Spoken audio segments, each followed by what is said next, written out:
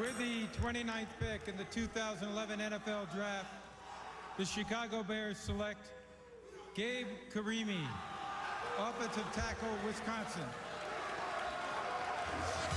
Well, it makes sense. They get older up there, and they're an outdoor team.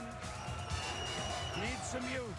Baller. That's what John said. That's what he is. That's what he's been described at his whole career. This kid is huge. You talk about a kid, a massive offensive tackle, 6'7", 316 pounds, 30 reps. You know, this is a kid that just went after you. I mean, he accentuated that running game for Wisconsin. They got 3 backs the Badgers do. All 3 backs put up huge numbers. They always run the ball. This kid was there for 4 years, John, doing a great job. He's a right tackle in the NFL, I believe. He played left tackle, and he was more than adequate there. Can play guard for you. J. Marcus Webb was a right tackle this year for the Bears. 7th round pick, did a nice job. Obviously, left tackle's an area, could kick him inside the guard. This kid will get your running game going. There's nobody battles harder in the trenches than Gabe Carimi. Versatile guy, 4-year starter, succeeded Joe Thomas. I don't know where the Badgers find these linemen, but I think he can play right tackle or guard. Going to be a good Bear. As for the NFL draft tonight, as expected, Carolina picks Cam Newton #1 overall. Illini Corey Legit goes in the first round to San Diego, and the Bears, picking in the 29 hole, go for a big old offensive tackle from Wisconsin. The Outland Trophy winner is the best interior lineman in the country, Gabe Carimi, 6'7" and 314. If he played in Madison, you know he can run block. The Bears need him to pass protect, of course, and he could be doing that sooner than later. Huge numbers. They always run the ball. This kid was there for. We like the fit for this player. You know, we like what he brings to us intangibly. You know, we wanted to get,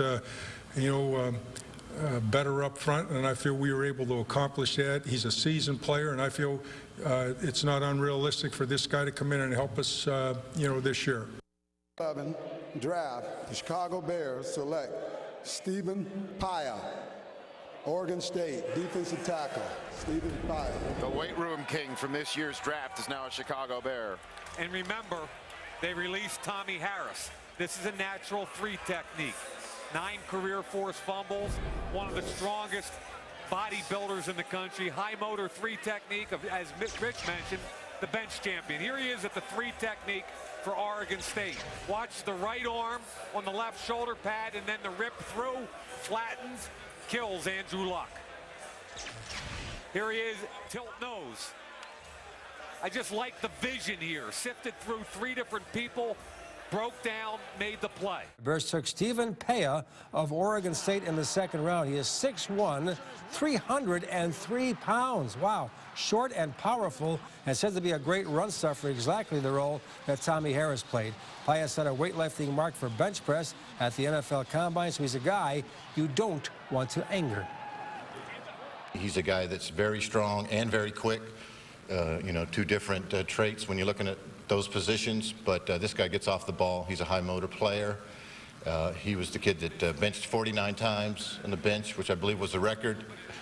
Not just a bench, but he's a very strong player. You see it in his play. Now, that's a guy I really like and was rising up the last couple of weeks. Chris Conte, if you want to see this kid play football, throw the Oregon tape on. Effectively, they left him free against Oregon the entire game. They played man on the edges, and against Oregon's zone read attack, they let him tackle the quarterback in space all day, one-on-one. I'm not sure the kid missed a tackle. Point number 2, he was an outside linebacker a year ago. New staff comes in. Clancy Pendergast says, drop 15 pounds, you're my starting free safety. I love that kind of story because a year later, he's now a 3rd round draft pick, and good for him. He's a good football player. It really catches your eye on that tape, though, doesn't he, when he's playing against Oregon, because you're wondering, who is that little guy coming off the edge and disrupting everything? It was Chris Conte. The other guy I'm intrigued by was my next quarterback in the line, Nate Enderle. Now, Nate Enderle's a guy that's 6'4½", 242 pounds with 45 career starts. He's thrown for over 10,000 yards. Now, he's kind of an interesting guy at Idaho. Had a good tight end who caught a lot of passes also, by the way. Absolutely. But He can drive it down the field. He's being coached right now by one of my old teammates, Scotty Bruner from the New York Giants, is his personal quarterback coach. Scott's really good on the basics. And he had a game his sophomore year against a big-time school where I thought he might have the chance to be a first or second-round pick.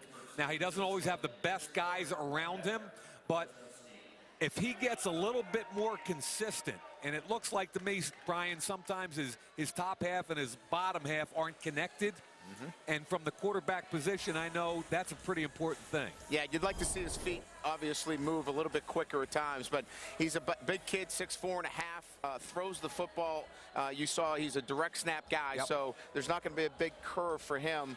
We talked about the transition from the spread. This guy's been underneath the center, and he's got a big arm. So this is a nice quarterback. Yeah. And Mike Martz had his eye on him when we were at the Combine. I heard it the first time there, him saying, I like that kid.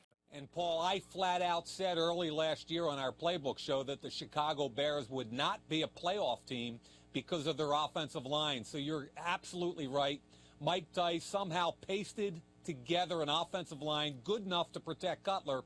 Now you take Carimi at 29, you plug him, I think, on the right side, and you take that 7th-round pick from a year ago, Jamarcus Webb, and you put him at left tackle. If Webb can handle the left side, you've got tremendous young bookend tackles, and I really like the 2nd-round pick. They released Tommy Harris. You get the relentless 3 technique, Stephen Paea.